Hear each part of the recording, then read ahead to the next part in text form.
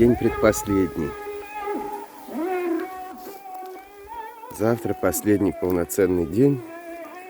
И послезавтра я уезжаю.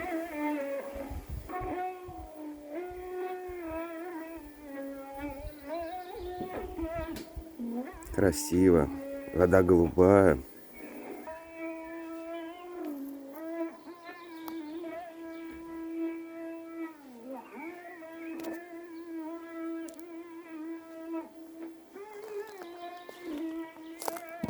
Вот на столик выложил я батареи солнечные, павербанк,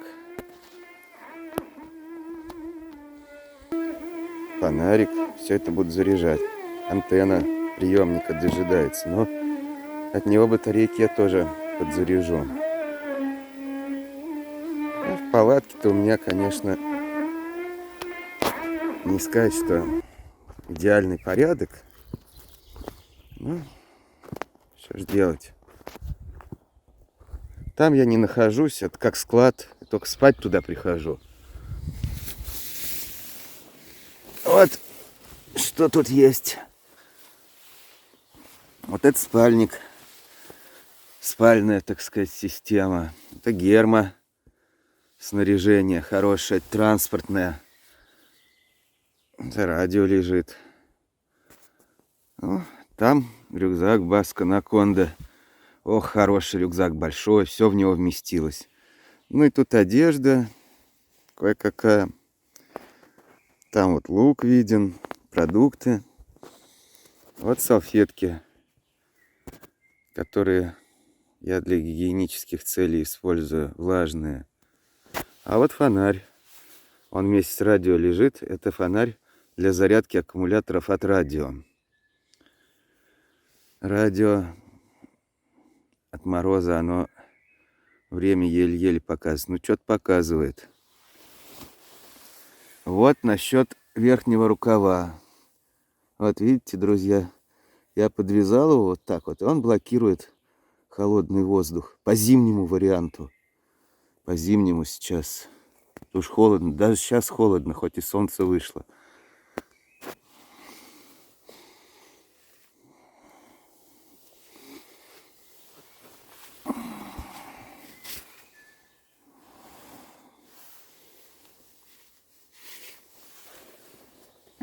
Коврик, терморест, вот этот надувной, очень хорошо на нем спать. Тепло, мягко, удобно.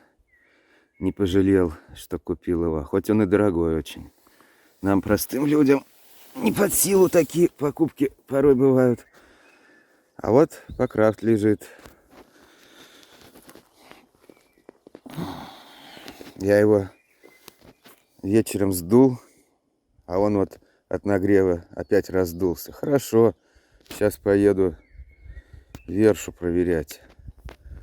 А почему вершу проверять? Потому что от щуки-то у меня остались кое-какие полуфабрикаты. Вот они тут висят. Голова лежит щуки. Ну и хвост. Подвесил, чтоб ни мыши, никто. Посолил слегка, чтоб не попортилось. Холодно. Не испортится. Вот костровище. Все прибрано. В походе правило номер 1. Ничего никуда не разбрасывать. Все прибирать. Иначе вещи будут теряться. Пропадать будут вещи. Вот тент этот, наверное, буду снимать, потому что уже дождей не обещают.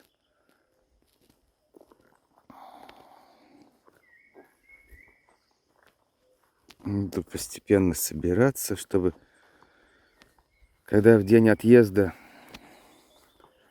было время. А вот тут вот, кстати, интересные вещи есть. Такие старинные скворечники. Их тут много. Модель оригинальная.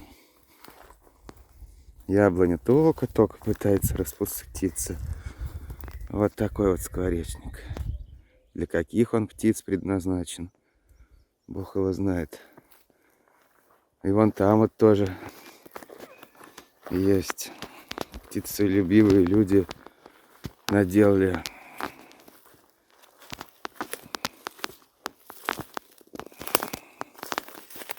Вот. И вот. Много им лет. Какие-то они такие вытянутые. А тут ландыши. Поэтому я дальше не пойду, чтобы не затоптать их. Очень я ландыши люблю. Цветок красивый, благородный. Еще и содержит ядовитые вещества.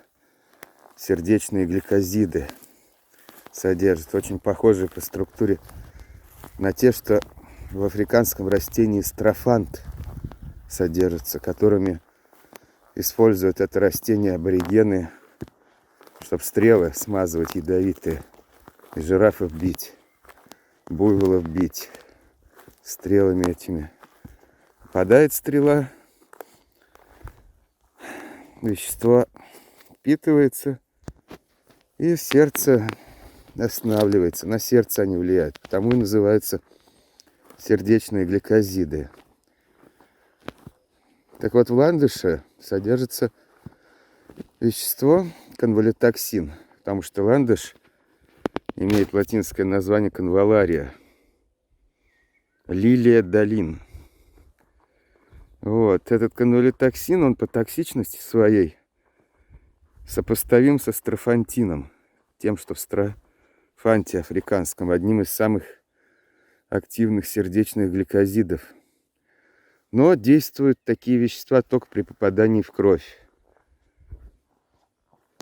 Если съесть, как говорят там, ягоды ландыша, ничего такого страшного не будет, разве что ведро их съесть. Потому что в желудке эти гликозиды такого типа быстро распадаются. Хотя у нас растут растения, содержащие гликозиды и активные при приеме внутрь. Например, наперстянка. Вот ей можно отравиться здорово. Много растений интересных существует. Знать их природу и свойства полезно.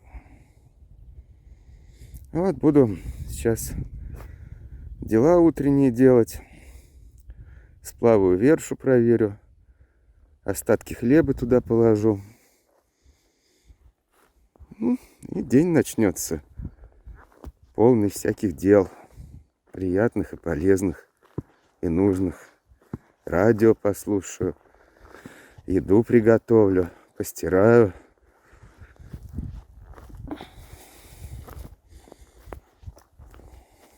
Вот какая красота.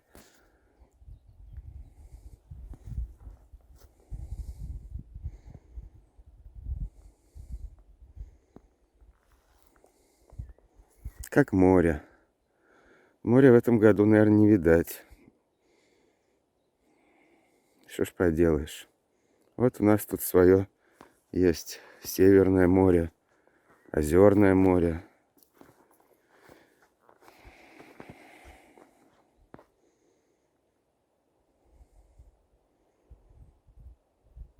Ледниковое озеро Селигер. 10 тысяч лет назад, ну чуть больше, льды тут лежали. Километровый ледник. Потом растаяло. И вот осталось от того ледника это озеро. Мамонты бегали. Кто знает, что тут бегало. Плохо мы знаем историю нашей земли. Все за какой-то фигней гонимся, вместо того, чтобы изучать действительно важное. Понимать, где мы живем, кто мы такие, как пришли сюда. Может, тогда поймем и что нас ждет в будущем. Ну нет, люди думают о другом. Стыдно за них даже как-то. Ладно, каждому свое, каждому свой путь.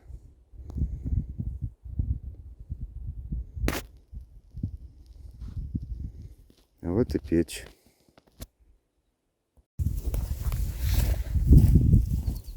Солнечный денек сегодня. Вот решил опять рис приготовить. Че, зря возил, что ли, его? Эту решетку приспособил, чтобы пилить дрова.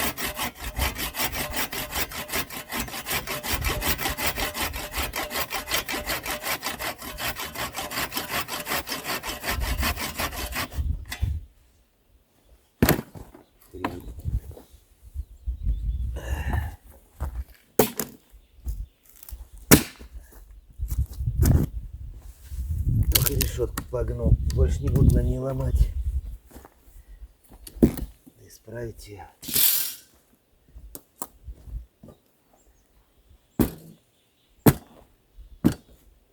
Удобнее лежали дровишки. Вот этой ветки мне вполне хватит, чтобы приготовить себе поесть.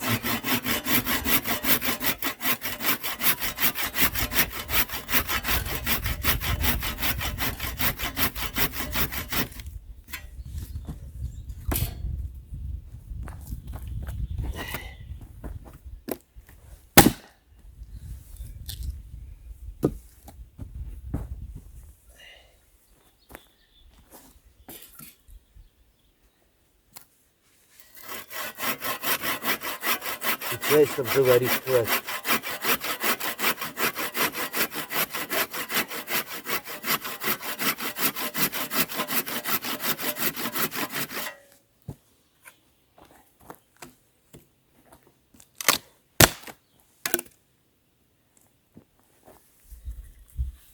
А таких веток в лесу, ой, как много.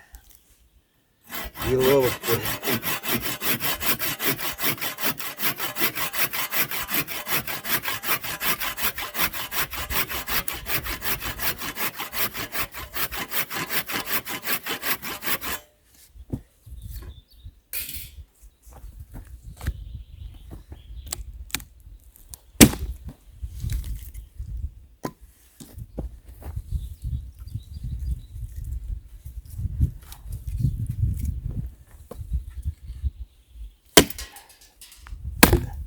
Не хочет отламываться.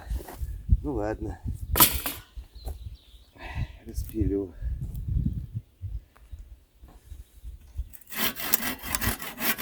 Сухая. Да раз то, что надо. Очень важно для печи такие дрова. Сухие, качественные дрова. Сосновые, еловые, березовые. Хорошо будут гореть. А всякая ольха там и прочее. Зола одна, угли, а горит так себе.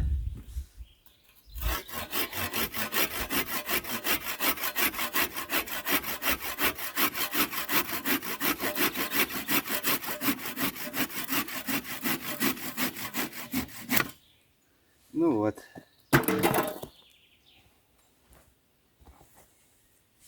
В общем-то, мне хватит. Это решетку можно как корзиночку использовать для дров. Носить туда-сюда их.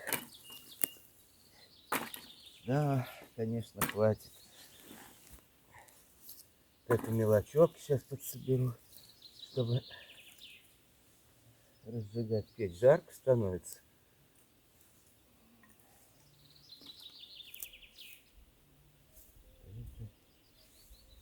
Всякие палочки тут, веточки. Вот. И несу туда к печке.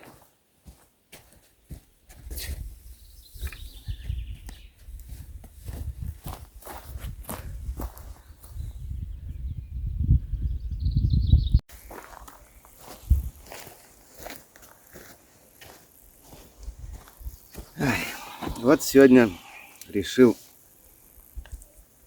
сделать яичницу. Но не просто так, а яичницу с рисом. Рис отварил. Вот. Вот он какой, полная кастрюля. Ты вечером поем.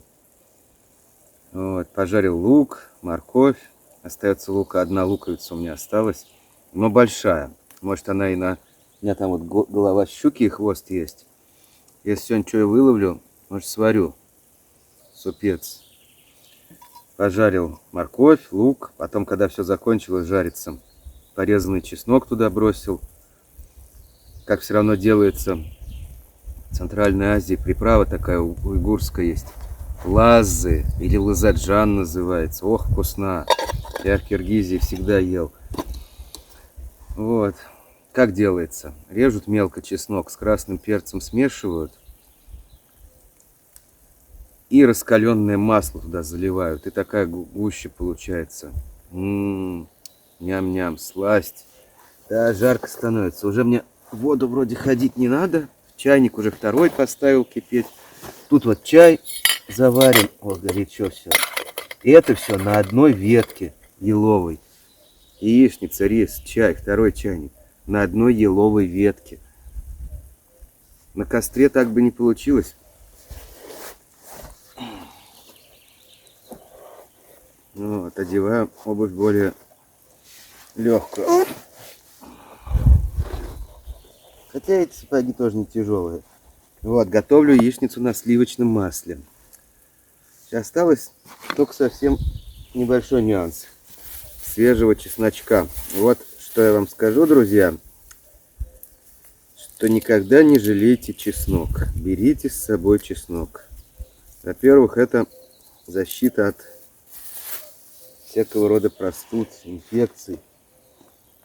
Во-вторых, просто вкусно с чесноком. В походе пища бывает однообразная, каша какая-нибудь. Вот я сначала несколько дней подряд ел гречку. Всю пачку почти съел. Вот.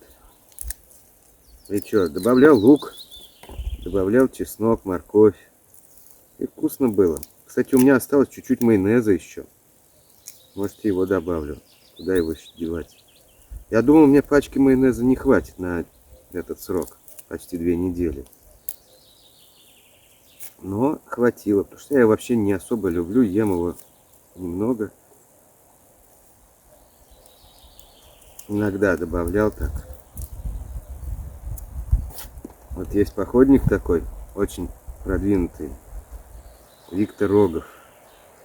Очень мне нравятся его ролики. Смотрю, даже, можно сказать, сам я решился на то, чтобы записывать подобные видео после просмотра его роликов. Ну, а почему? Люди ведь должны знать, как протекает жизнь в походах. Интересно многим это посмотреть. Конечно, он мастер большой.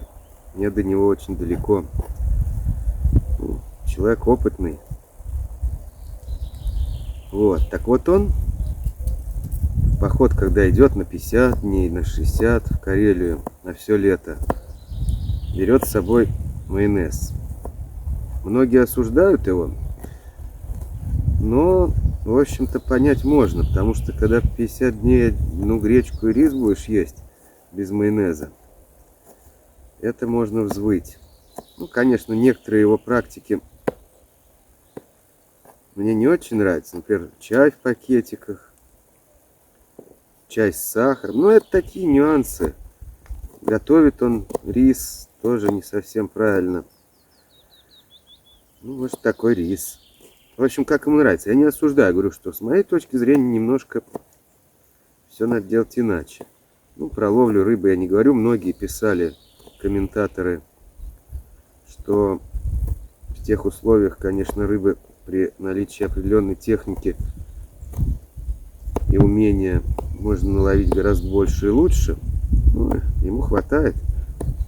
Конечно, там спиннинг не лучший, лески, катушки, все это непрофессиональное. Но там столько рыбы, что там чего ни кинь в воду, все равно поймается рыба. Все эти сложные снасти нужны там, где рыба осторожная, где ее мало. Вот здесь, например, гораздо меньше рыбы, чем в Карелии. Ее тут поди еще поймай. Вот добавляю чеснок. А майонез, Ну, не знаю, мне кажется, тут и так масла полно. Что такое майонез? Это смесь яичного порошка с растительным маслом и со всякими там эмульгаторами. Ну, конечно, вкус имеет. Уксус там содержится. Так что можно просто брать масло да уксус. При желании яичный порошок. Вот. Тарелочку я всегда перед тем, как есть, ополаскиваю кипятком. Потому что кто его знает, кто там ночью ползал. Какие. Вот. Не пригорает яичница. А яичницу я люблю, когда... Люблю я так, чтобы еще желток немножко был жидкий, а белок уже прожарился. Вот тогда самое то. Сейчас я яичницу эту выложу себе в тарелочку. Главное, на песок не уронить, а то будет беда.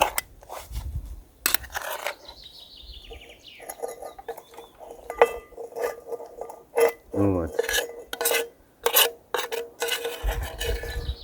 И чесночок тоже туда сладкий. Сюда. А там масло осталось. Вот я сейчас рис туда положу. Вот рассыпчатый рис. Не какая-то там бурда. Должен рассыпчатый быть.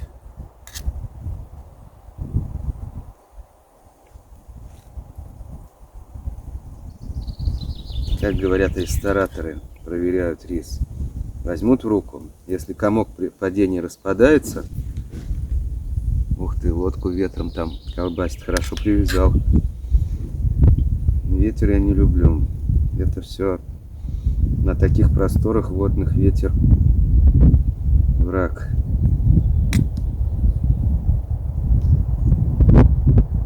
Сейчас я положу чуть-чуть риса. Рис. У меня на телефоне есть приложение Samsung Health. Здоровье типа. И вот я как-то пытался вести там учет еды, что там я потребляю, как. Вот. И он учитывает белки, жиры, углеводы разных продуктов. И оказалось, что рис с яйцом — это самая сбалансированная пища. Особенно с перепелиным. Ну, там куриные, перепелиные, не так важно. А вот цесарочные яйца, хоть они дорогие очень, но я как-то пробовал, позарился, думаю, ой, интересно, какие там яйца у нее. Вообще не понравилось. Может, готовить их надо как-то особо. Есть у меня мечта. Вот что мечтаю я, так это насчет яиц. Два попробовать вида яиц. Яйца страусиные, ну это более-менее реально. Даже в Подмосковье есть такие фермы страусиные. И второе, яйца черепахи. К сожалению, вот не довелось. Бывал я на Шри-Ланке. Сейчас там беда, говорят, творится. Побоище какое-то. Продуктов нет. Вот. А люди-то добрые там вообще. Ну вот, бывал я на Шри-Ланке. И там эти яйца есть. Но опять же, продаются из-под полы, как-то так. Не то, что в магазине на каждом углу. Надо договариваться. В принципе, наверное, можно было бы договориться. Но как-то не до того было. Я все этого лобстера хотел попробовать. Но что-то жалко было денег. Хотя он, конечно, там намного дешевле, чем у нас. Там этот лобстер на 1000, на 1500 потянет. А у нас я не знаю сколько. Даже и думать страшно. Вот. Хотел я его купить. И так вышло, что карантин объявили. Как раз вот когда ковид пришел. Всех по домам посадили, комендантский час. И, в общем, лобстера попробовать не удалось. Но креветки там, конечно, хороши. Да и всякая рыба, морепродукты Тунца ел. Ну, тунца я не люблю, сухое мясо. Там рыба-курица была, вот это да. Вот это интересная вещь. Рыба, а вкус курятины, прям не отличишь. А что там, много морепродуктов. Ну и чай какой. Вот этот чай, кстати, шри-ланкийский. Наверное, никогда в жизни больше не попробую зеленого шри-ланкийского чая хорошего. Эх, а может, как, кто знает. Может, изменится все и удастся съездить еще. Вот, и там и блины хорошие делают. Пальмовый сироп. А уж мороженое там какое. Из натурального молока, возможно, даже из молока буйвола. Потому что сметану там делают из молока буйвола. Стоит недорого. Что-то там 200 рупий стоит килограмм этой сметаны. Я бывало, как делал, картошку молодую куплю. Тоже там продукты дешевые. 40 рупий, по-моему, стоит. Не то 60. Какой курс рупии сейчас надо смотреть? Ну, в общем, 1 к 2. Ну, то есть за рубль 2 рупии, 2,6, там сколько-то. Картошку отварю молодую. Зелень. Пучок вот такой вот толщины зелени разный. Там укроп, кинза, по-моему. А может и не кинза. Да, кинза там точно была. Как она называется по-другому там. Сейчас не вспомню. Лук зеленый, какой свежайший. Всякая там зелень. Вот такой толщины пучок. 10 рупий. 3 рубля. А может 30 рупий. Или... Ну, в общем, от 10 до 30 рупий. То есть от 3 до 10 рублей. Такой пучок зелени. И вот такой длины. И качество такого, что нам и не снилось тут. И вот масло, опять же скажу, там топленое масло продается в бутылках стеклянных. Но это просто... Вообще там нету такого понятия, что продукты делать заменителем каким-то, еще что-то. Там все натуральное. Яйца хорошие. Такие они продолговатые. Каждый день свежие с фермы привозят. В лавке там продаются. Специи всякие. Вот заходишь в лавку, а там такая бочка стоит. Высотой метр. Черным перцем заполнена. А рядом такая же с кардамоном и с мускатным орехом. Много там хорошего. Недорого, в общем, там. Только долететь надо. Это и то это. То есть по цене, в общем, это как в Турцию какую-нибудь. Ну, может, чуть дороже. Зато там раздолье. И жилье тоже недорогое. Я, правда, без кондиционера снимал. Боюсь я эти кондиционеры. Ночью жарко было. Градусов 30 с лишним ночью. А днем вообще за 40. Экватор. Что говорить. Вот, бывало, не могу спать, выхожу, посижу ночью. Птицы поют. Какими только голосами трудно представить себе. Все квакают, там лягушки. Крокодилы есть. Варанов много. Место хорошее. Жаль, больше, наверное, в жизни не попаду туда с такими событиями. А там Бог знает. Вот, и рис там тоже едят, и чечевицу. Все это есть. Питание там. Ну так вот. Картошку-то отварю. Молодую. Тонкой она кожуре. Даже чистить не надо. С маслом топленым. С этой сметаной буйволовой. И с зеленью, с зеленым луком. Это что-то. Это просто вот наслаждение.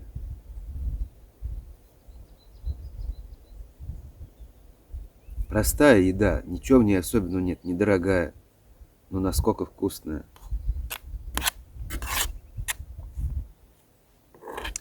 Еще там очень интересная вещь. Много разновидностей стручковой фасоли продается. Я всю перепробовал, какая была. И остановился на такой, который называется butter beans. Масляные бобы. То есть она зеленая, сам стручок, а бобы фиолетовые. Нежные-нежные, ароматные. Вот я тушил их там с луком. Я люблю сам готовить.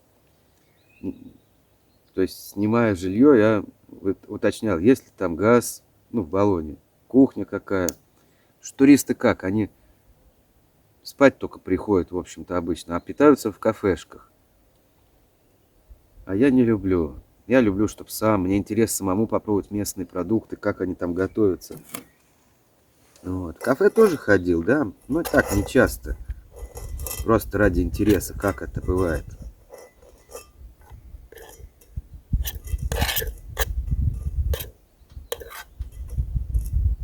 Вот. Мясо там не едят. Ну, местные жители. Ну, меня это как бы особо не обламывало, потому что я и сам его не ем. Рыбу ем, яйца ем. Вот они приблизительно так и питаются. По питанию и то, что острое едят, сильно острое. Считается южноиндийская, шри-ланкийская кухня сильно острая. Там даже какие-то белорусские кафе были. Типа, если вы устали от острова, заходите к нам. Но я от острова не устаю. Я наоборот люблю, когда острое. Вот. Ну и вот такая вот получается яичница веселая. Буду есть. Вот что выходит. Рассыпчатый рис. Такой вот маслянистый, цветной. Желточки еще не совсем прожарены. Такие чуток они жидковатые. А белок прожарен как следует. Все это с чесноком, с перцем. Наслаждение, короче. Они тоже сублиматы какие. Доширак. Ну или там что едят эти сам Геркулес.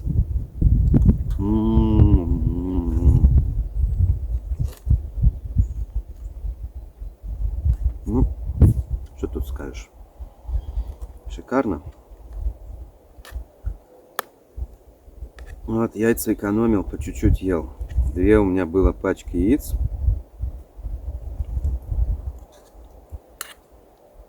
И 1 перепелиных.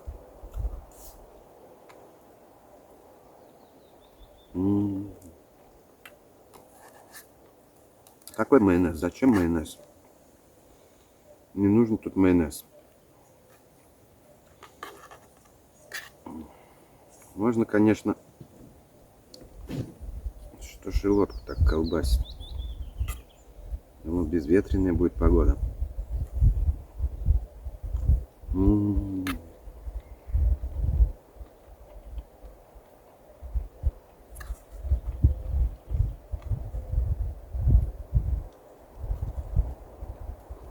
Японцы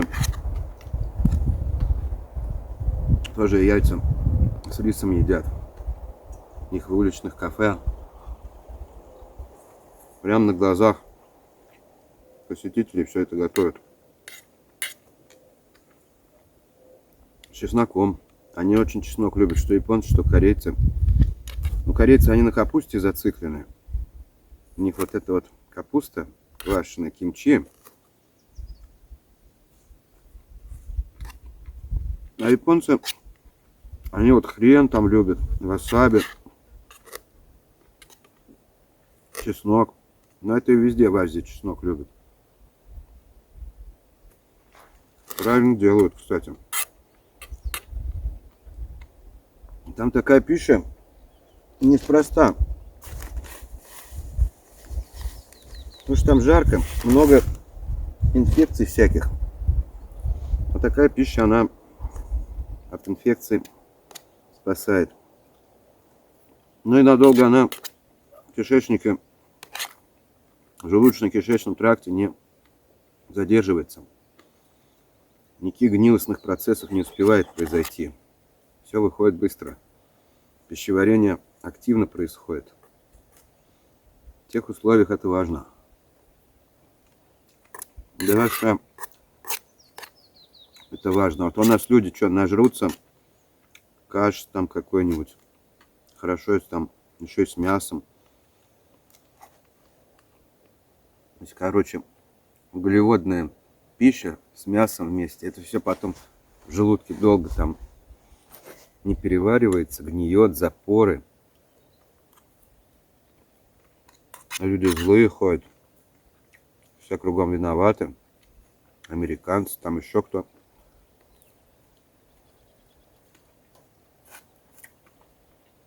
Нормально питаться надо, да не будет виноватых.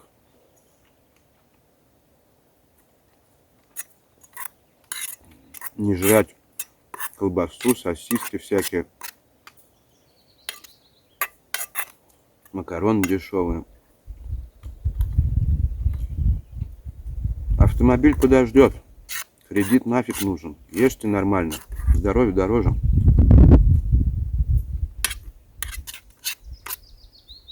Да, привычка такая еще с тех времен. Во всем себя отказывать, чтобы купить люстру, стенку, дачу, еще какую-то херь. Зачем? Ты же жизнь свою проживаешь плохо, погано, питаешься дрянью. Ради того, чтобы какая-то дача у тебя была на старости лет. И что ты будешь делать там? Желудок лечить, язву? Живи сейчас, ешь нормально. Никакие эти дачи нафиг не нужны. Никакие вещи. Что тебе необходимо? Одежда, еда. Вот и все. А все это накопительство, собирательство. Это глупость.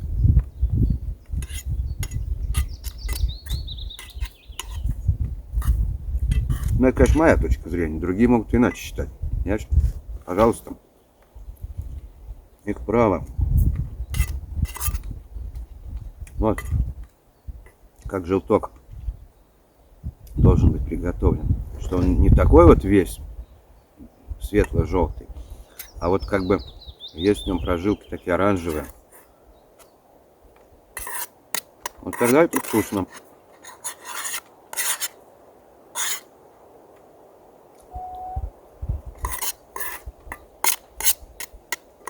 Много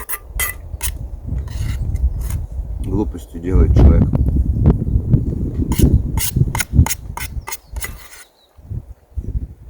Экономия на еде — это одна из самых больших глупостей.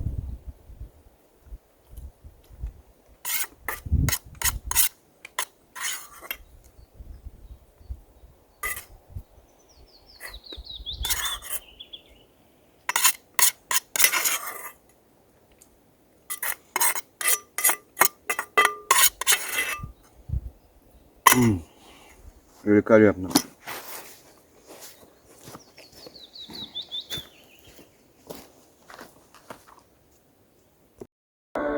Вот, сделал усовершенствование, типа заземления. Вот оно, проволока, землю там воткнута. И к минусу касается. Не знаю уж, какая тут схемотехника, общий минус или плюс.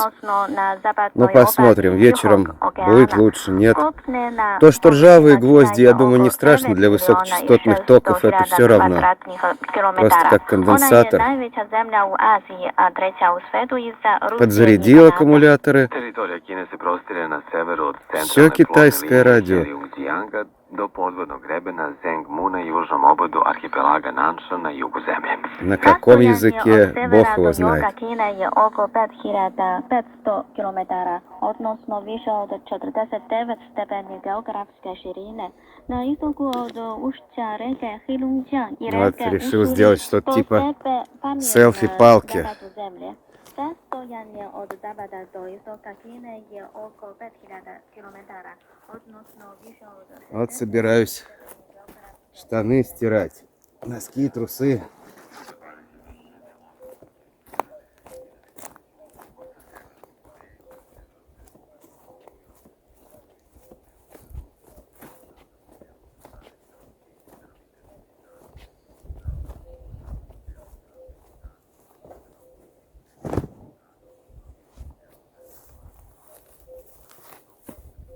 Вот все из подручных предметов. Селфи.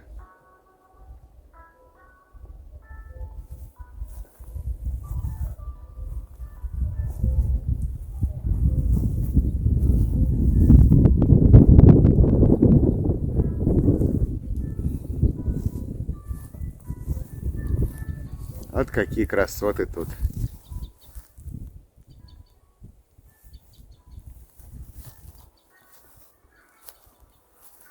Сосны.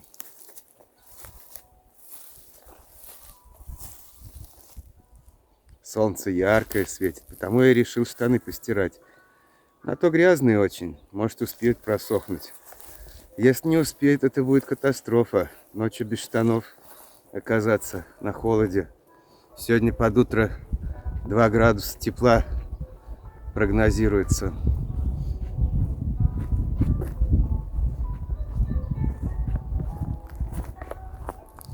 Вот место мое костровое.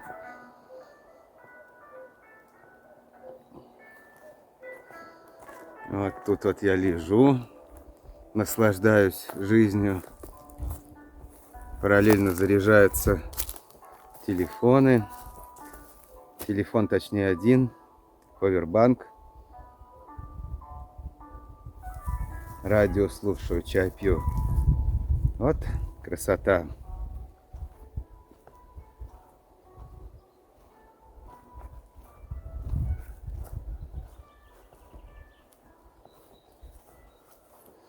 Буду штаны стирать. В водах озера Селигер. Главное, чтобы высохли до ночи, до холода.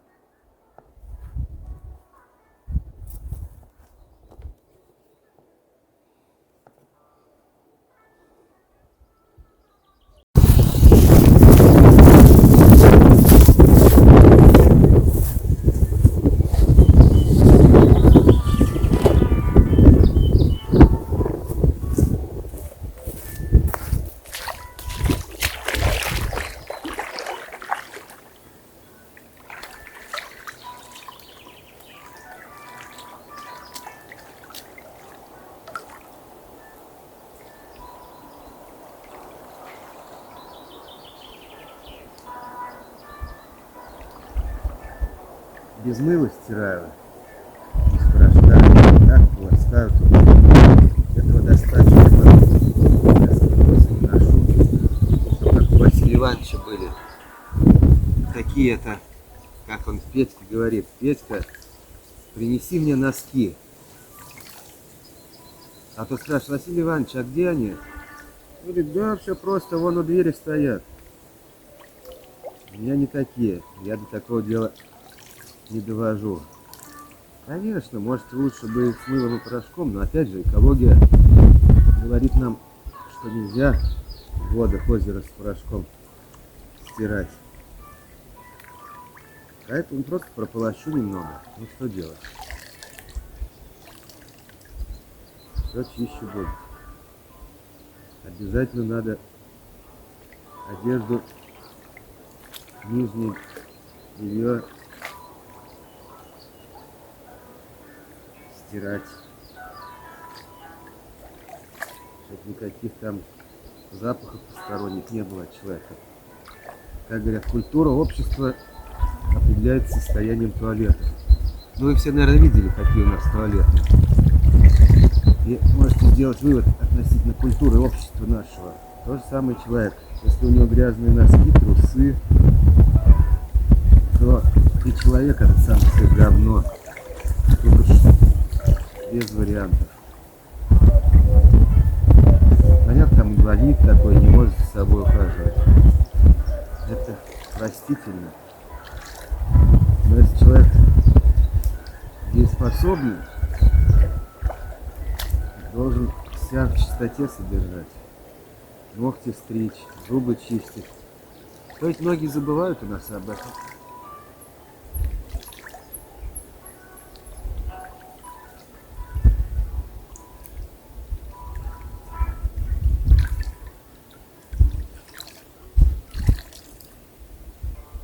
Вот, теперь дело за принесем воду. Дело за штанами. Вот это серьезная будет процедура. О.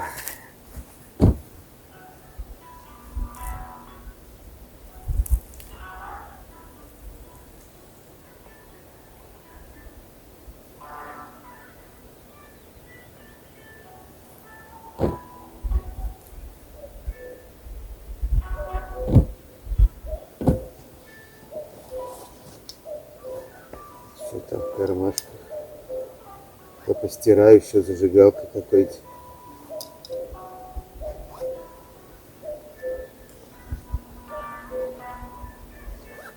Ну, они грязные какие. Коламбия, титаниум. Все титаниум. Люблю я титаниум.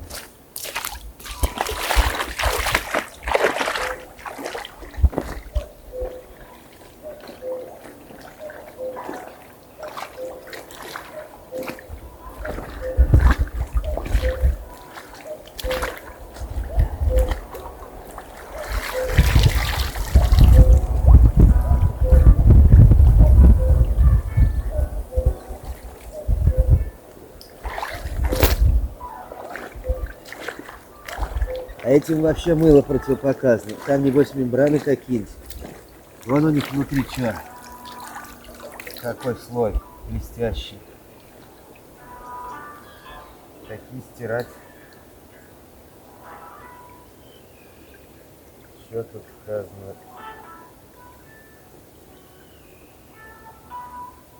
В холодной воде стирать отдельно, не отбеливать, сушить при низкой температуре, не гладить. Не использовать кондиционер, химчистка запрещена. Вот так-то. Правильно, в холодной воде стирать. Очень холодный.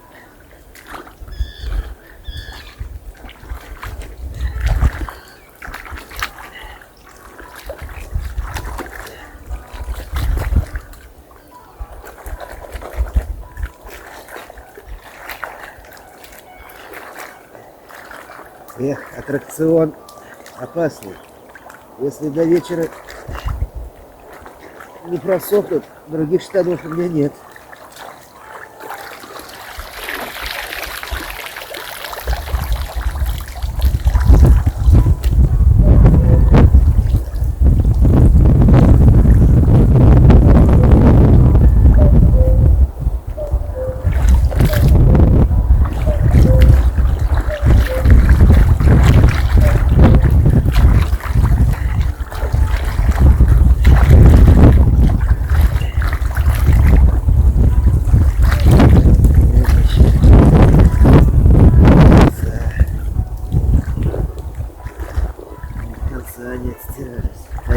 Они не отстираются, и хоть минимально грязь-то смыть, прочные штаны, дубовые, титаниум.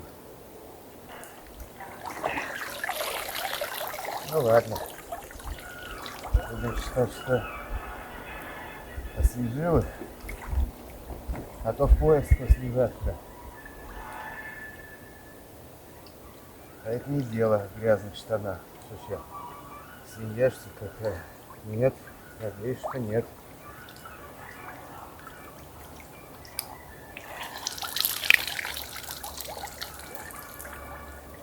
Все-таки надежда моя на то, что они синтетические и высохнут быстро. Потому что остаться без штанов при 2 градусах тепла — это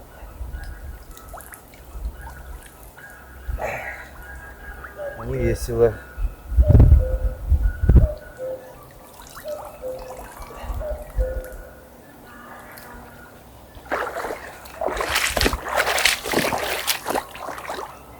Ну, с виду вроде как получится.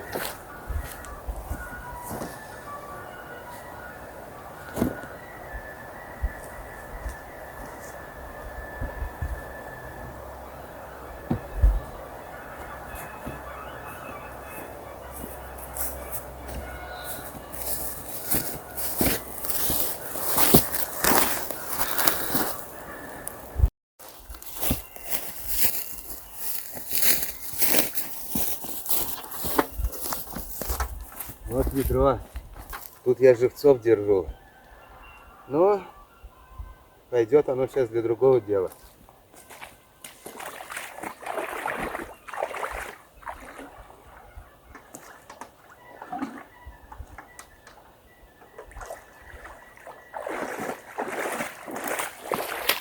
Бриться буду.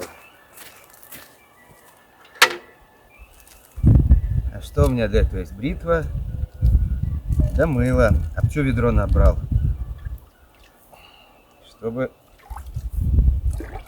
воду мыльную потом вылить там. Не загрязнять водоем. Не грешить.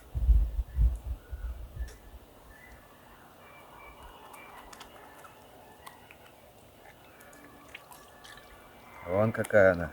Мутная.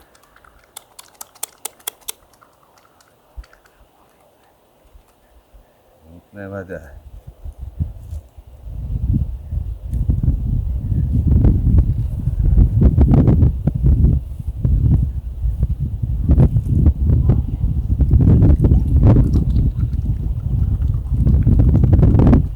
А так бы все в озеро пошло. А разве я враг озеру? Нет. Озеро кормит меня. Щукой вчера наградило. Я должен к озеру относиться подобающе.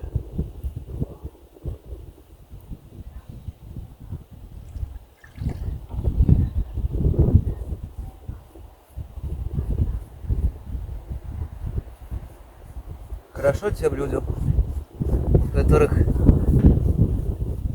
борода есть.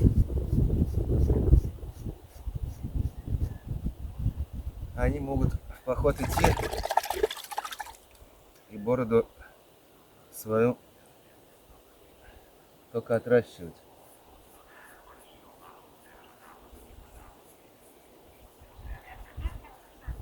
Ни хлопот, ни забот.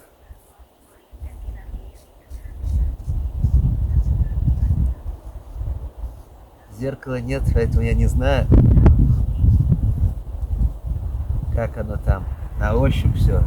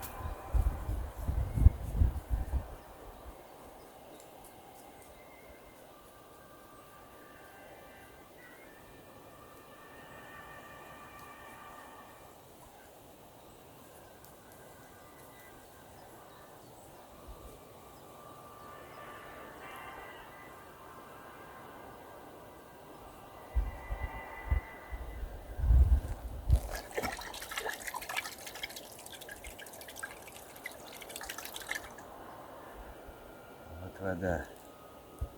Весь сплошная. А так бы все в озеро пошло.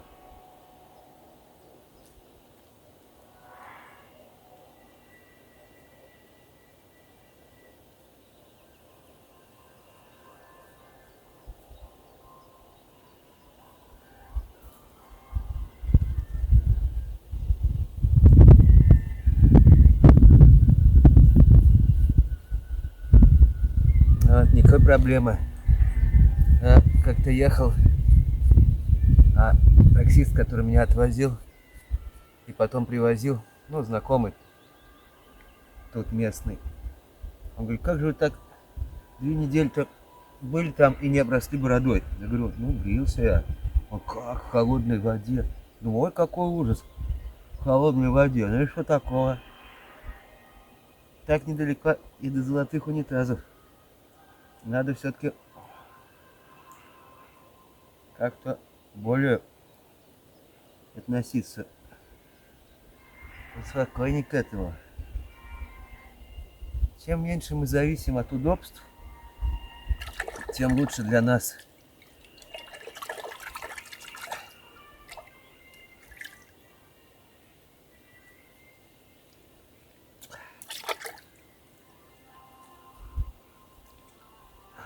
Вроде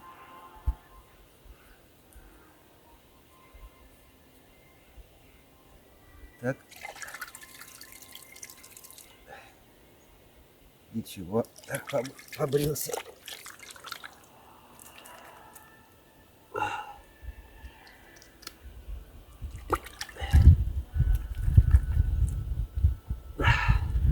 Вот и все. Делов-то. И вот какая вода получается. Вон она какая. Муть одна.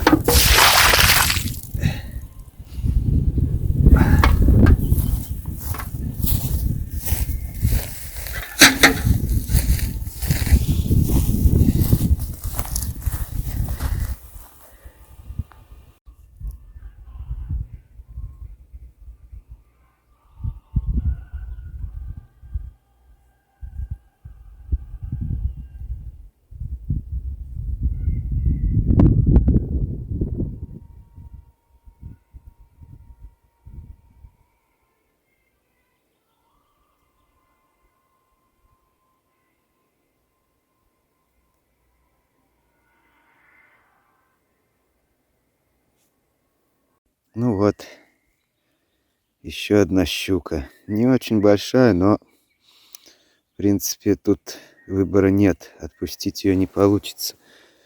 Она заглотила воблер полностью и порвала себе все жабры. Кровь идет. Это конец щуки. Она как оторвала, заглотила. Что ж делать? Придется приготовить ее. Тем более рис есть. Нормальная она. В принципе, на грани допустимого. Меньше я бы, конечно, отпустил. Да и эту, наверное, тоже. Но, к сожалению, она... Вон что. Поранила себя очень сильно. Пожадничала. Жабры все порвала.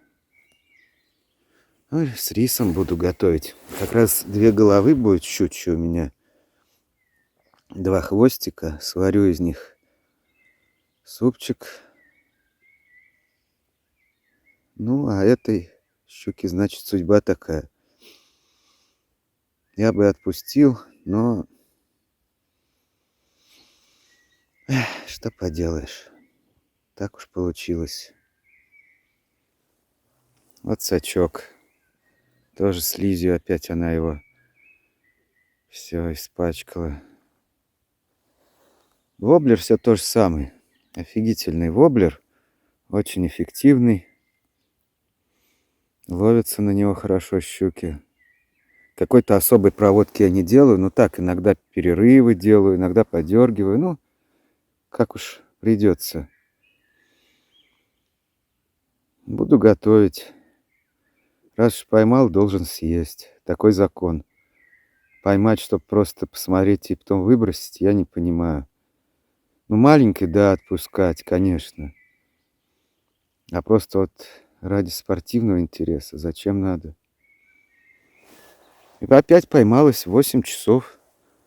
8 вечера. Вот так вот уже солнце заходит.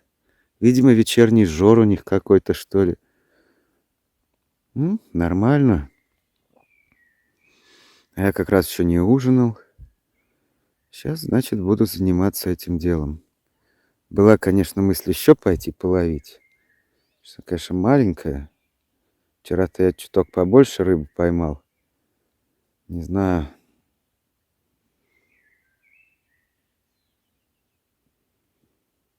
Если будет 3 головы и 3 хвоста, уха, конечно, будет наваристей.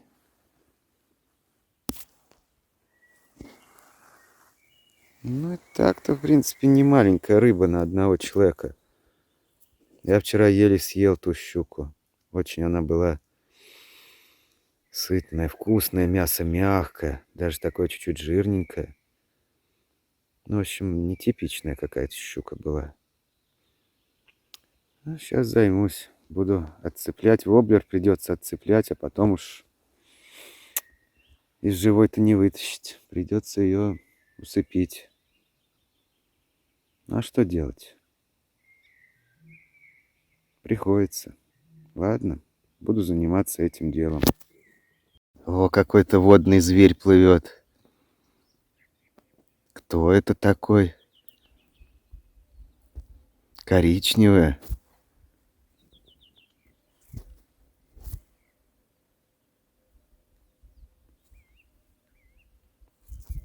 Вон он там.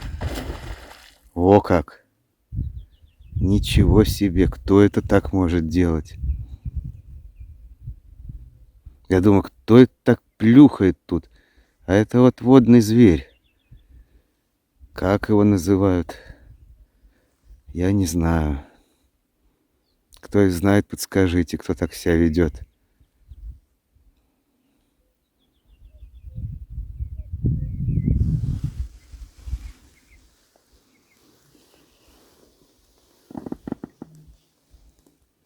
Ну, это красота, безоблачное небо.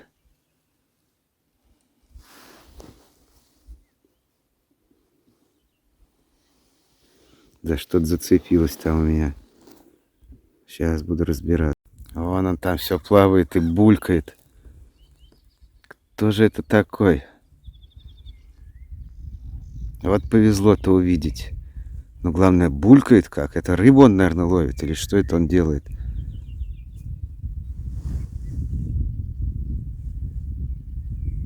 Куда-то ушел за камыши. Вот. Такой вот зверек тут водится. Наверное, не видно уже. Вон он как делает. Лес.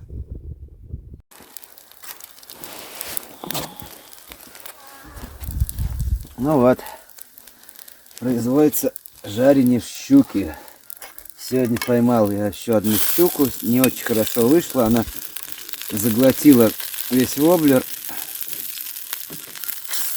Щука не сильно большая, немного поменьше, чем вчера.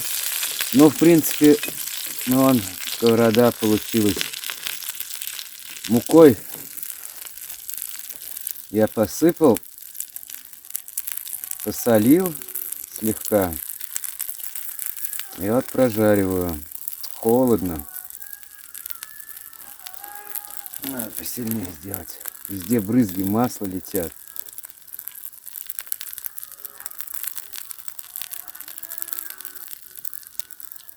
Ну и рис. Здесь вот еще на завтрак совершенно точно хватит. Вряд ли я всю кастрюлю съем риса. Вчера 4 тарелки риса съел. Чай заварил. Ходил сегодня туда. Там тропа кабанов. Много помета. Или что у них там, навоз. В общем, фекалии. Там есть следы свежие. Ходили они там. Что они там делают, это бог знает. В общем, туда, куда тропа идет. Там нашел хорошие дрова. Много дров. Береза сухая. Здоровые лежат елки сухие. Значит, не слишком я ее пережарил. Ну, тут лучше перья, чем недо. У них всякие есть там. Могут быть паразиты. Паразит — это вообще, вот, например, Сократ, философ известный, он был паразитом. Паразит — это как бы тот, кто рядом сидит. В чем как бы его была задача? Он ходил к богатым людям на обед, сидел рядом, ну и рассказывал там свое видение философии. И в то время это не считалось зазорным. Это просто как собеседник такой, ну, который он питается как бы за счет приглашающей стороны. Гость пришел, не вносит как бы плату за это, но развлекает людей мудрыми беседами. А потом это слово стало означать того, кто просто живет за счет, паразитирует как бы. Живет за счет другого существа какого-то. Люди-паразиты бывают. паразитируют. У нас вот таких полно. Вот, смотрите, что там с печи раскочегарилось. Ну да, тут вот прогорело все. Зола.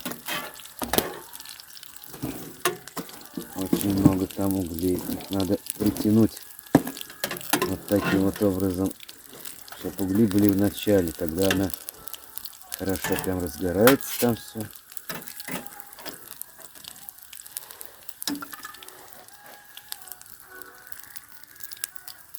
Хотелось бы, чтобы еще чайник вскипел. Ну и рис надо разогревать. А потом у меня будет рис здесь вот находиться. Я буду горячий рис в тарелку накладывать и есть. Потому что сейчас холодно. Прям такой холод чувствуется конкретный.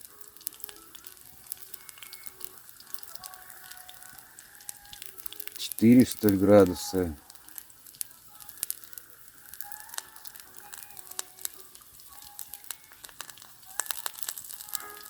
В общем, хоть и говорят месяц май, вот такой месяц май. И вот мукой очень рекомендую. Ну, это, в общем-то, общеизвестно. Рыбку-то мукой посыпать. Плавники я тут все обрезал. Это я, может быть, позже буду варить еще и суп из нее. Потому что голова, две головы, два хвоста. Но надо тогда рис куда-то пересыпать.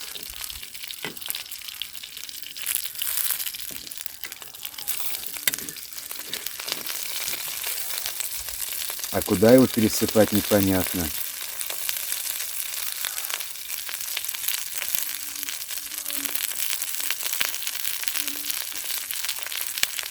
Кастрюлю-то надо освободить.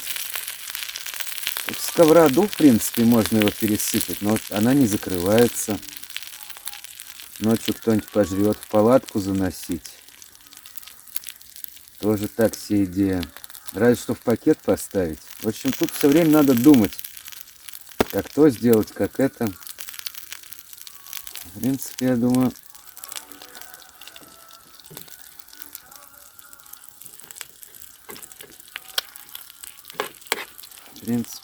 что она уже пожарилась. Холодно, прям реально холодно. Даже в сапогах мне холодно, а я в них 15 градусов мороза в лес ходил. Но там сапожок был, а сейчас я без сапожка. Может, придется и надеть их. Что-то холодно.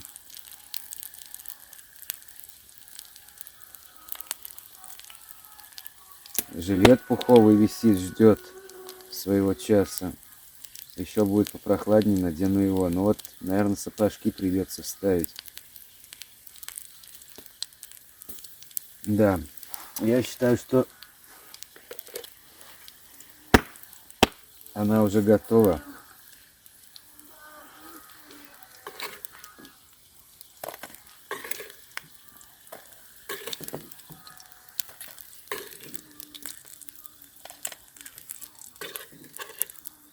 Да, нормально так пожарилась. Не пригорела ничего.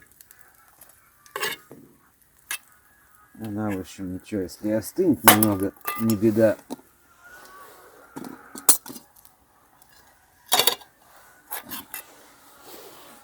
И вот рис. Ой, да, холодает, надо утепляться.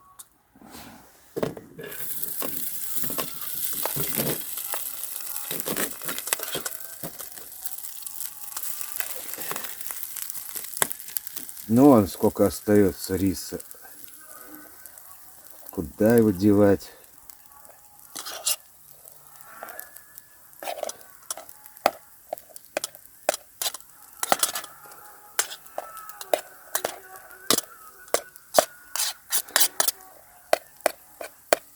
Можно, конечно, его просто в пакет высыпать. Это тоже вариант. Вот, кстати, хорошая мысль. А тут суп сварить из рыбы. Потому что она уже второй день, наверное, не пролежит. Хоть я и солил. А в виде супа-то она еще просуществует. И на таком холоде просуществует. Не испортится. Завтра поем суп рыбный. Как раз сейчас сварится. Да, вот и пришла в голову мысль. Хорошая.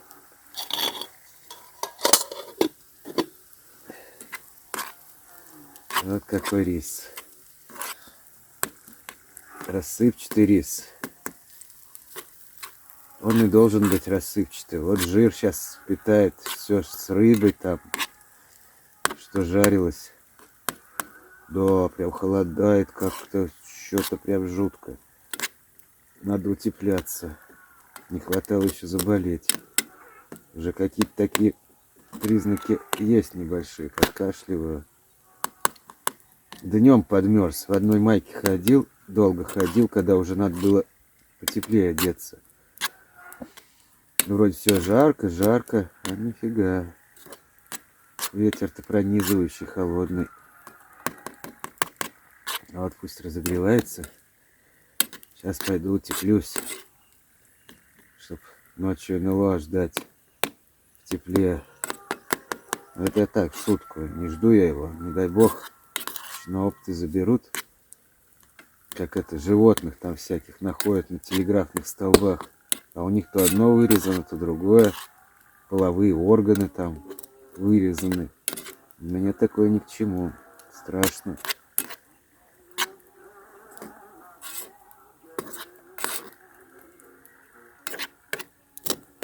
Радио работает хорошо.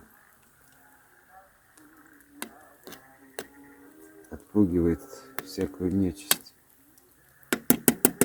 Да вот пусть рис разогревается. Надо туда добавить перца.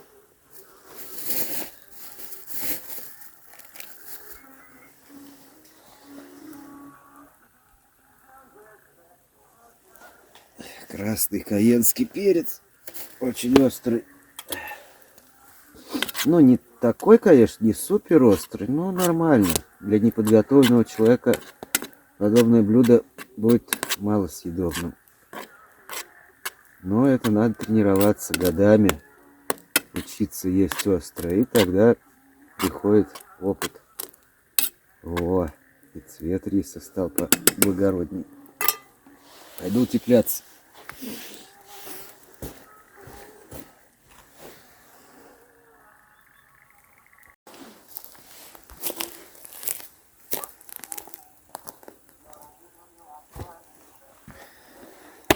Ну вот, пришло время щуку есть с рисом.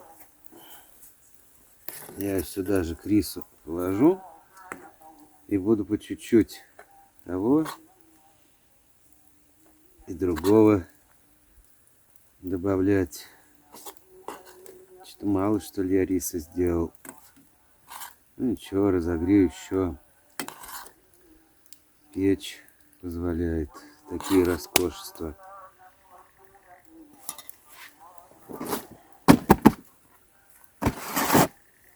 Стирал сегодня штаны. Не хочется загрязнить их. Эту тряпочку я тоже нашел на одной из стоянок. А будет у меня как... Так, соль сразу. Соль надо найти, чтобы потом надел уже... Это что? Это сода. Это соль. Ну и перец тоже возьмем, хотя я думаю, что перец там более чем достаточно. Только соль потребуется. Тряпочку. О, как в лучших домах.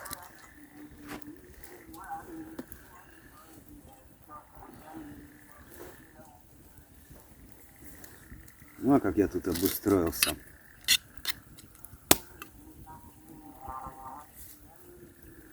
Да. Чуть-чуть. Надо посолить.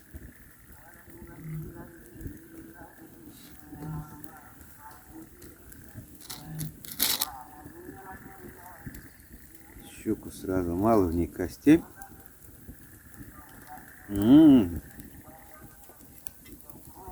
Хорошо она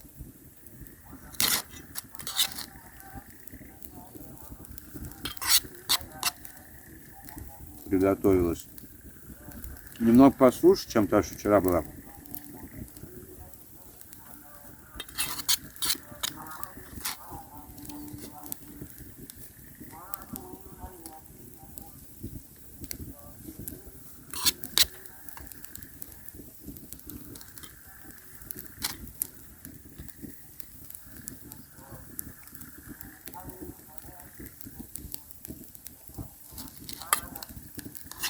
Вот теперь я утеплился. Можно сидеть хоть до ночи глубокой. Завтра последний день похода.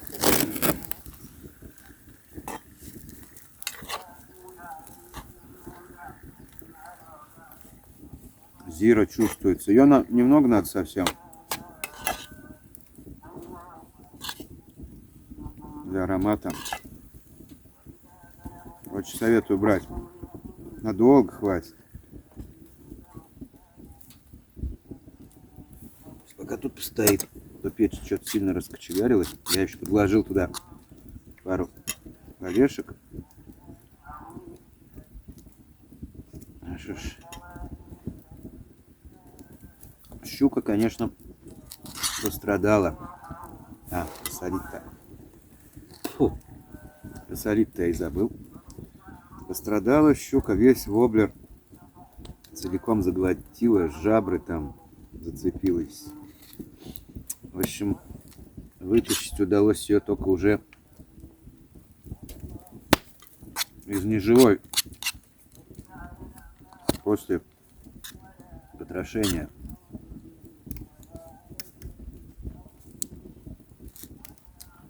Был в Англии в 19 веке такой маньяк. Никто до сих пор не знает. Джек-потрошитель.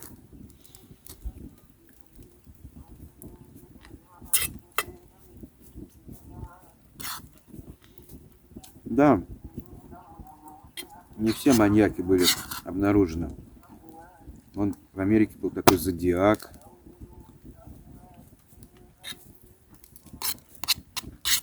И, кстати, и тот, и другой писали какие-то странные письма в полицию.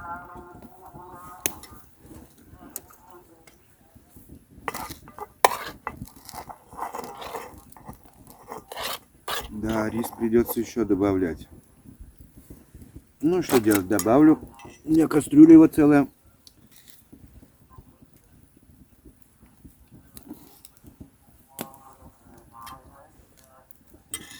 Вот, люблю, когда с Саудовской Аравии радио поймается.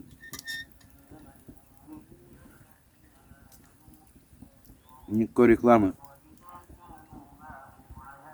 Живут люди, не знают никакую там рекламу. То, что наши эти озабоченные только деньги заколачивать. Там вот о духовности думают. Правда, у них с деньгами тоже нормально. Нефть есть. А народ немного. А всех хватает.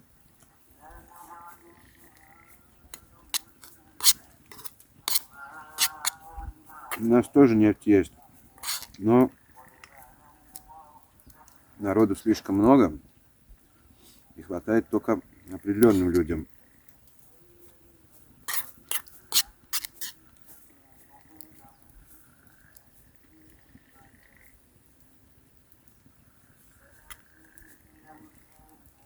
А всем прочим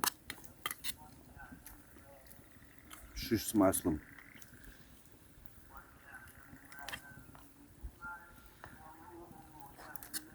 Я вот считаю, обсуждается это давно.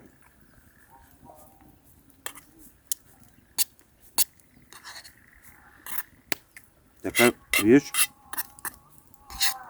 как безусловный базовый доход.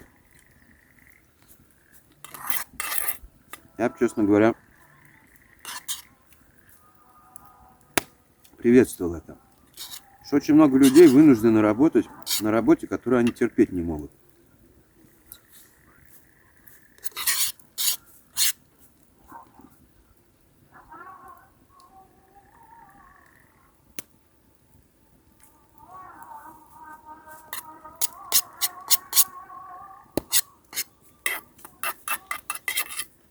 Ничего в этом хорошего нет.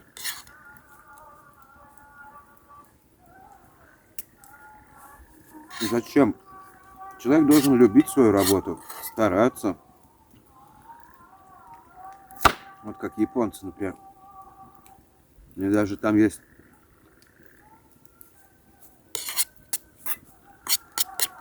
всякие меры, чтобы люди чрезмерно на работе не задерживались.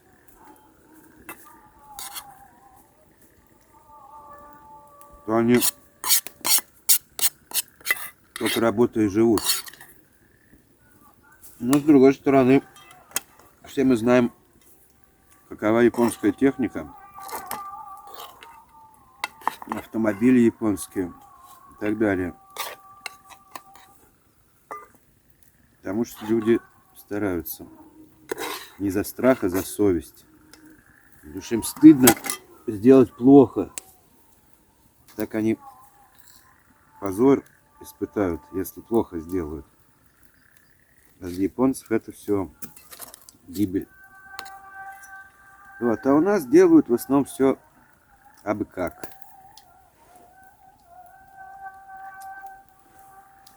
Потому я считаю, что этот безусловный доход был бы полезен. Пусть небольшой, чтобы была такая система. Хочешь много всего разного, хорошего, работай. А если ты не хочешь, и просто хочешь жить себе спокойно, получаешь доход этот. Причем работающий тоже должен получать. То есть он должен быть для всех один. Независимо от возраста, пола, образования, там, не говоря о национальности. Гражданин страны, все, родился, получаешь доход. Ну, скажем, дети несовершеннолетние могут на счет какой-нибудь получать, как в тех же вот Катаре каком-нибудь, или где там это в Кувейте делается. Он что, исполнится ему 18 лет, скажем, а у него уже там сумма приличная.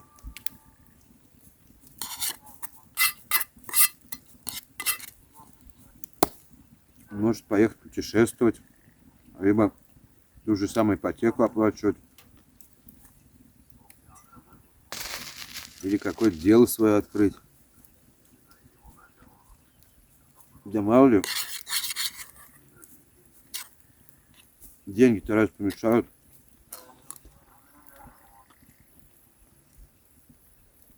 А так человек, допустим, устал от всего, хочет пожить спокойно. Может поучиться где-то чему-то, поехать в мир посмотреть. Вот. А у него доход есть.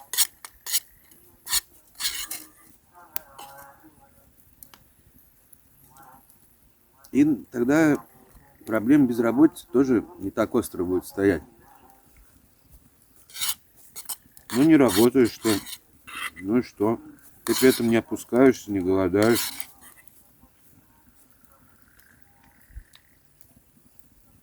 Просто ты себе роскошь не можешь позволить. Там по ресторанам ходить и еще что-то, вещи какие дорогие покупать. А на еду, на хлеб там,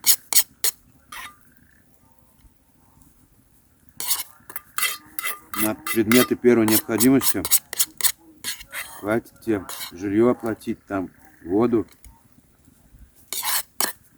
электричество.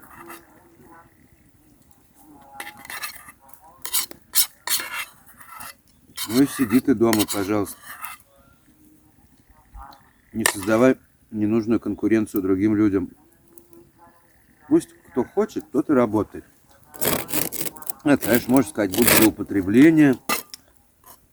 Будут люди как-то это все, это везде возможно. Ну, какие злоупотребления? Если каждому человеку выплачивают на протяжении жизни как бы пенсию такую постоянно. И небольшую, на которую не загуляешь. Не знаю, по нынешним ценам, ну, 1030 хотя бы, может, там 40, ну, хоть 20, я не знаю. Ну, 200, 300, там, 500 максимум долларов в хорошем случае. Конечно, для провинции и это может считаться зарплатой не слабой. Есть случаи, когда и за 9 тысяч работают. Но это должно считаться скорее исключением. Вот. А хочешь ты 100, 200 там, тысяч больше, иди работай. Плюс у тебя будет еще все время поступать на счет. И ты не боишься. У тебя там каких-то угроз, чего-то там, что тебя уволят. Ну, уволят, ну ладно. Ты ж по миру не пойдешь. Соответственно, и права работника будут защищены получше. Вот, то есть, как бы только премией там его можно стимулировать, а не то, что угрозами там какими-то. Вот, это тоже человечность. Да и, в общем, в общество внесет. Ведь как человек на работе его запугали, а он пришел там и сорвался на домашних. Или пить начал.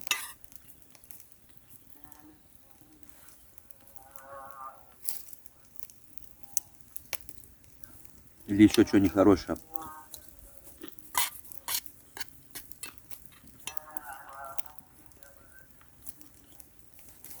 То есть атмосфера в обществе была смягчилась. Меньше стало бы нищеты.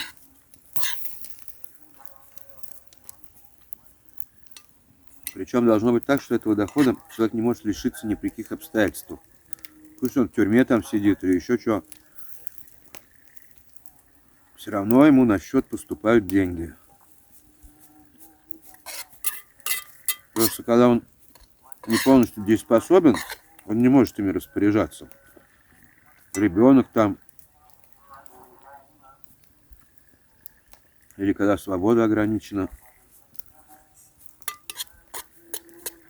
Вышел из заключения. И не бомжевать пошел, и что-то там опять воровать.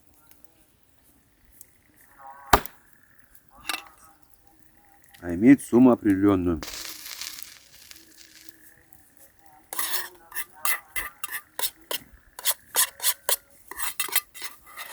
Но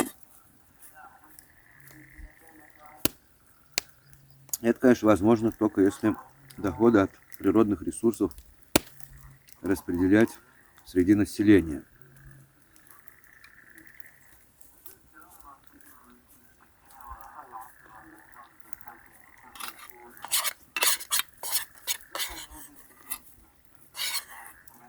Ой, ну и вкусная щука.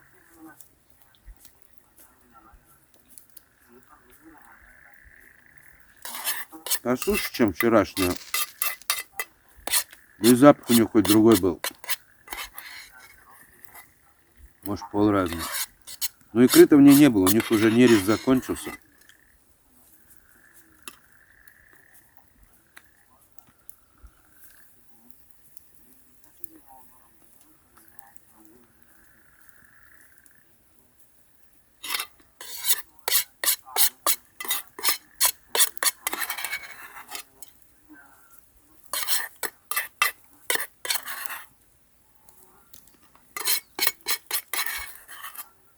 Да. Вот и поужинал. 2 раза в день ем. Фу. Утром. Ну как утром? Часов в 11-12 так. И вечером нормально.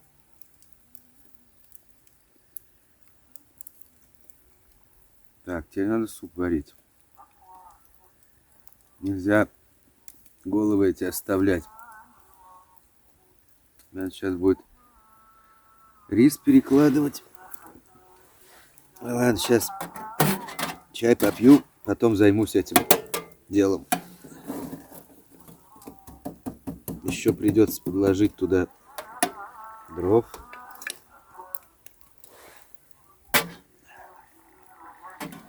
Ой, запах как в это самое в поезде, когда топят. Кипяток там делают, вот этот титан топят. Опять же, заметьте, титан. Так. Чайку.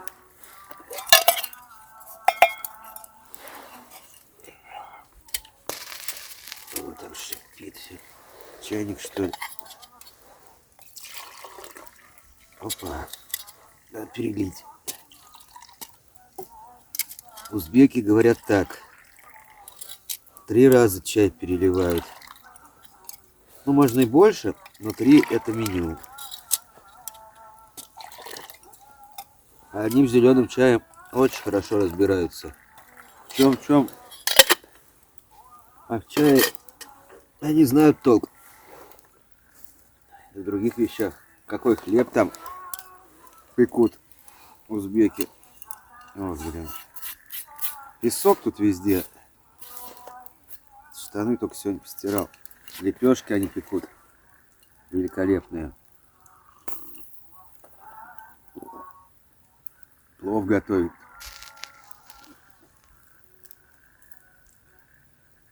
У любого народа есть чему поучиться. Многие люди глупые думают, вот, мы там самые лучшие. Но не буду развивать эту тему. Никаких лучших нет. Все приблизительно одинаковые.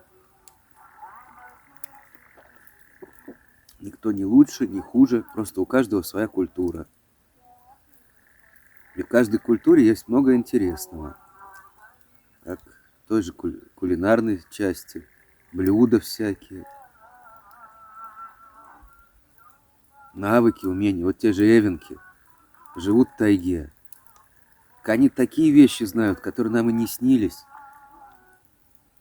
Их опыт бесценен. Вот именно выживание в таких условиях суровых. По сравнению с тем, где они живут, здесь, можно сказать, курорт, рай. Там и мороз, и тайга, и много дикого зверья. И летом гнус, мошка. И они живут там, веками живут.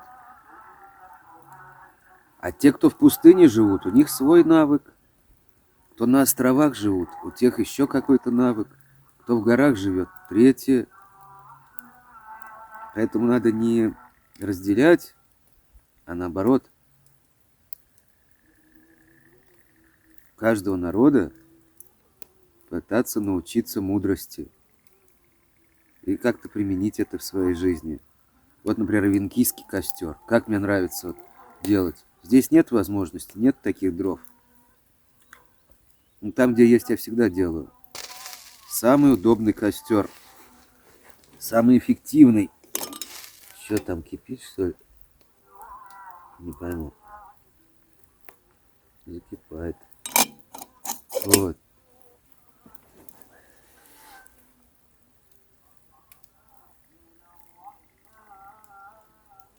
Хотел бы я, чтобы люди к этому пришли в масти своей. Не разделялись по народностям там, не враждовали, а взаимно обогащались, учились друг у друга, открывали какие-то друг другу интересные вещи. Но для этого нужно как бы по доброте действовать.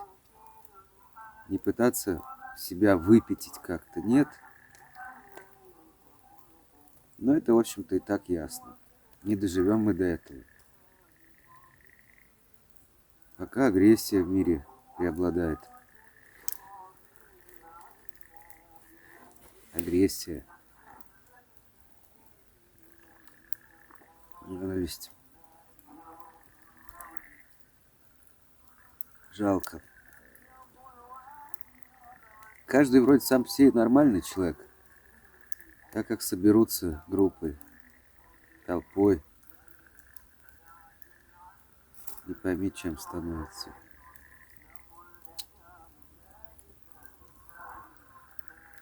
Да, о печальном нет смысла говорить. Предпоследний день уже практически завершился, а завтра последний день, грустный день.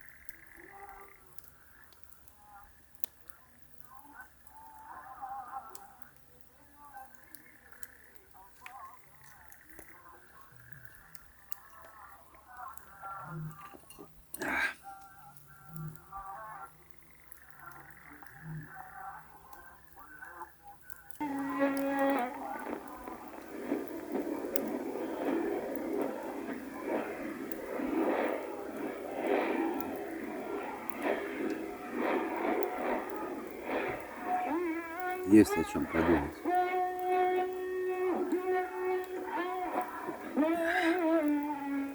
Беда в том, что люди думать не любят.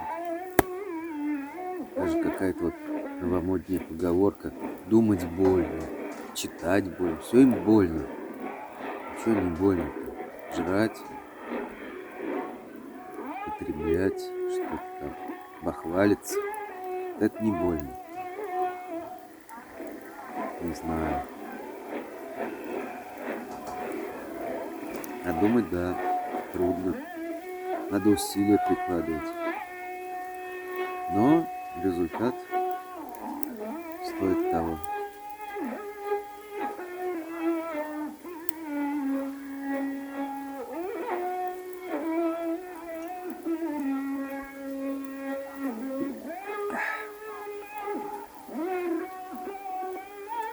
Да, надо костер поправлять и заниматься, начинать приготовление супа.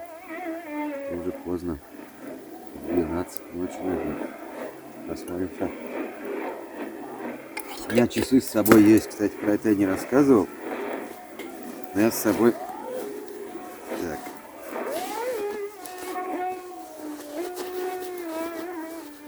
Вот те номер. Куда ты их посеял? Да, когда переодевался. Да, скорее всего, выпали они. Вот что значит, забыл закрыть карман. Буду искать. И трубочка эта выпала вот там вот где-то. Буду искать. Так что дело такое. Хорошо заметил.